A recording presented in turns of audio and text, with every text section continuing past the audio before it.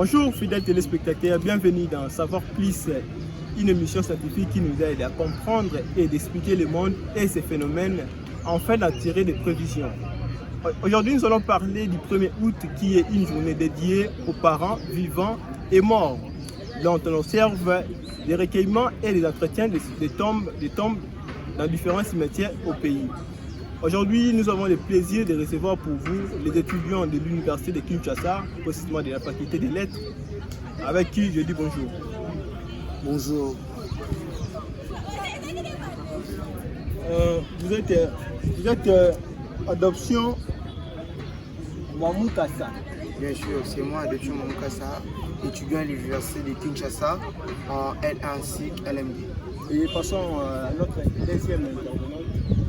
Bonjour, je suis Joyce Ekeshomba, étudiante à l'Université de Kinshasa, L1 LMD. Bonjour, je suis Christine Moussambou, étudiante à l'Université de Kinshasa, L1 LMD. Bonjour, je suis David Sambassa, étudiante à l'Université de Kinshasa, dans la faculté de lettres L1 LMD. Le 1er août, c'est une date importante ici en République démocratique du Congo et on observe beaucoup plus de recueillements et d'entretiens de tombes par des amis, des camarades et des membres des familles. Sans plus tarder, nous allons commencer avec Adoption Mwamoukassa. Adoption Mwamoukassa, comment vous allez? Je vais très bien, monsieur le journaliste. Vous êtes étudiant en sciences de l'information et de la communication. Vous savez très bien, le 1er août, c'est une journée dédiée aux parents vivants et morts. Vous, en tant qu'étudiant, qu'est-ce que vous pensez de cette journée? Bon, le 1er août, c'est une journée dédiée aux parents vivants et morts. Cette journée, en tant qu'enfants d'abord, ça nous permet de montrer l'amour que nous avons envers nos parents. Ça nous permet de montrer l'affection que nous avons envers nos parents. Donc moi, je dirais que cette journée permet à nous de s'exprimer vraiment envers nos parents, de leur montrer à quel point nous sommes heureux de les revoir. Je pense que c'est ça. Et restons toujours en ce qui concerne les parents. Là, nous passons à Madame Joyce Ekeshomba. Madame, vous allez bien? Quel est le rôle essentiel des parents dans l'éducation des enfants? Merci pour la parole. D'abord, j'aimerais commencer par dire ceci. Les parents sont des facteurs très importants dans l'éducation des enfants, dans la mesure où ce sont eux qui influent les agissements de chaque enfant. Dès la naissance, ils nous indiquent des marches à suivre. Lorsque l'enfant agit mal, les parents sont toujours là pour nous redresser. Voilà pourquoi les parents sont vraiment importants. Morts ou vivants, nous leur devons une pensée à tout moment, puisqu'ils sont vraiment importants pour nous. Vous avez dit que les parents influencent l'éducation des enfants. Comment les parents peuvent influencer l'éducation des enfants? Par quel mécanisme? Par quelle méthode?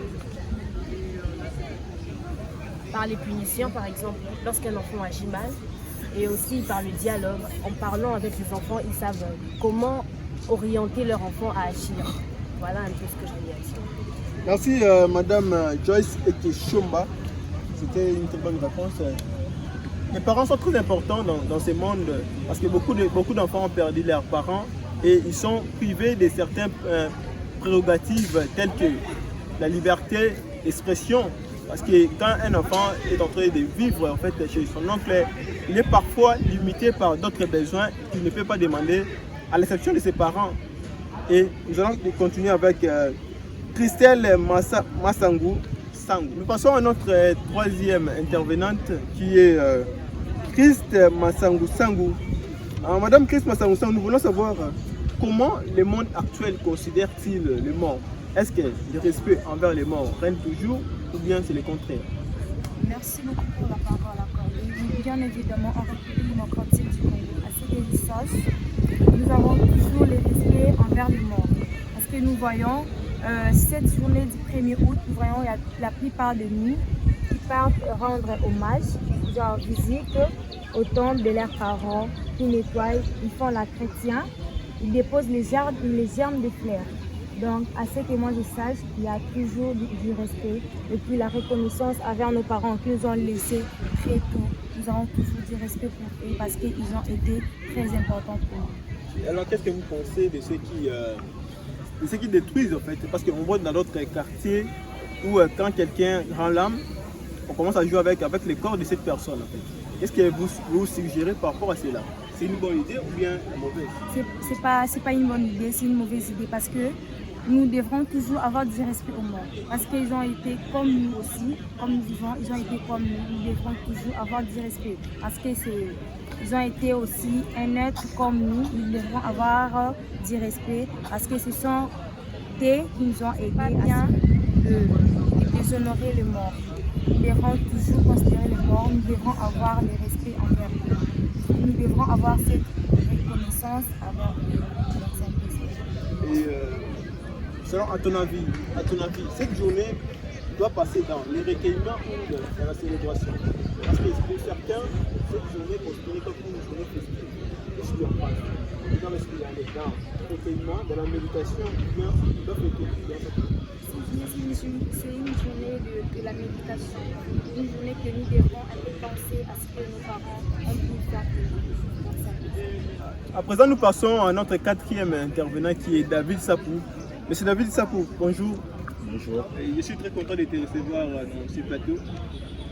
Nous voulons savoir quels sont les avantages des enfants de vivre auprès de leurs parents. Merci pour la question. Personnellement, moi je trouve que les enfants bénéficient de l'amour de ses parents. Prenons exemple d'un enfant qui reste chez son oncle. Il ne va pas bénéficier de l'amour que ses parents vont lui porter et l'amour que son oncle va lui donner. Par exemple, au niveau pratique, je reste chez mon oncle et la femme de mon oncle ne m'aime pas. L'amour que mon père pourrait me donner, mon oncle ne pourra pas le donner.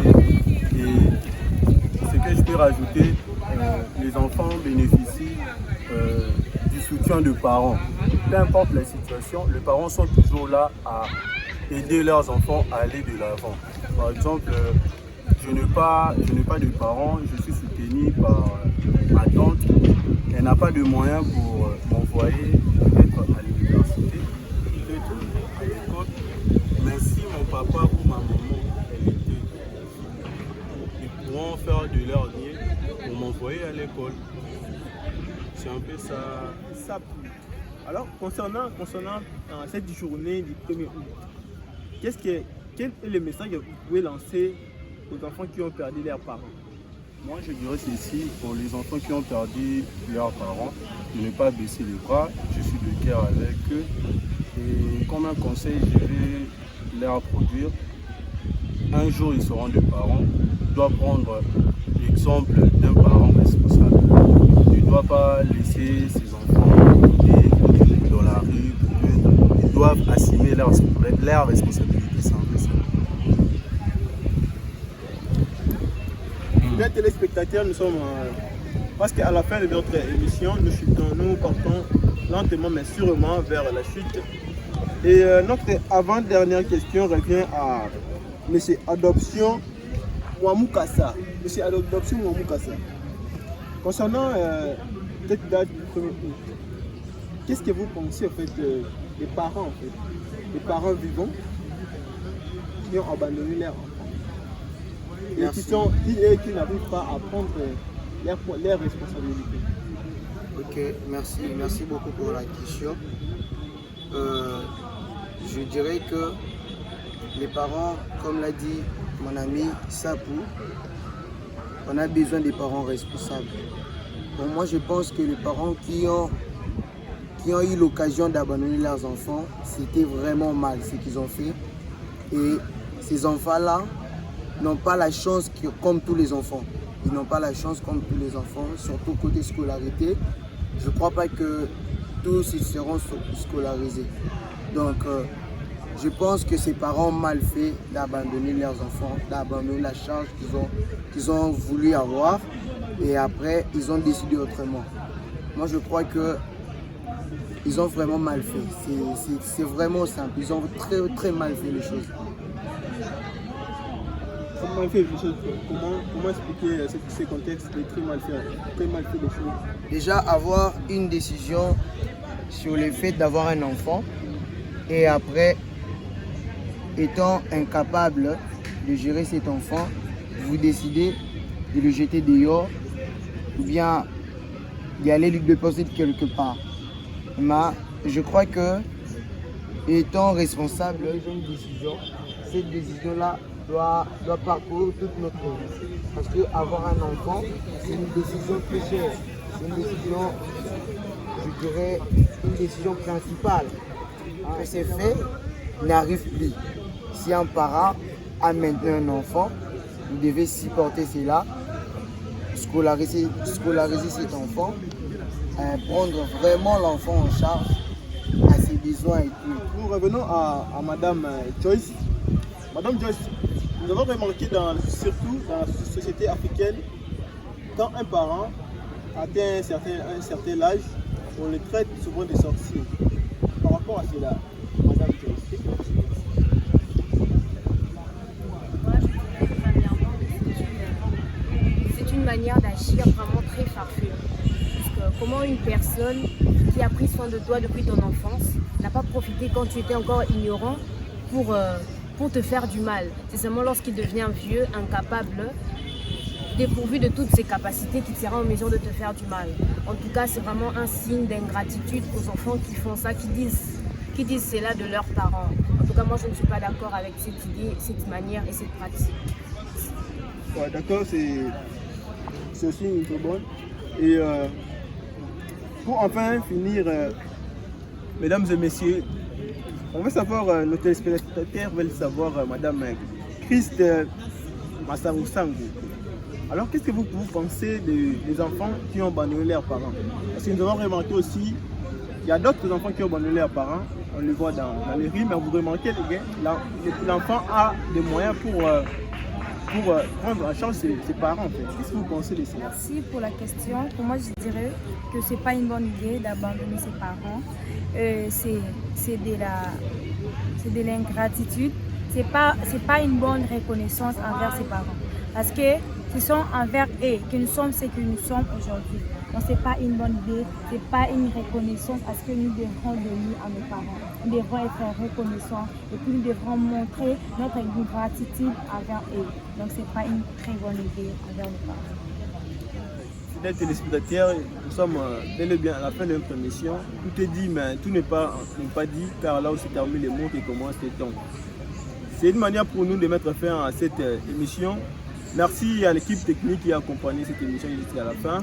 Là, nous voyons Tonton Dola. Et merci aussi à l'équipe organisatrice de cette émission. Là, nous voyons Adoption, David Sapou et ainsi que les autres. Merci, on se retrouve au prochain numéro avec le même plaisir de vous servir. À très bientôt.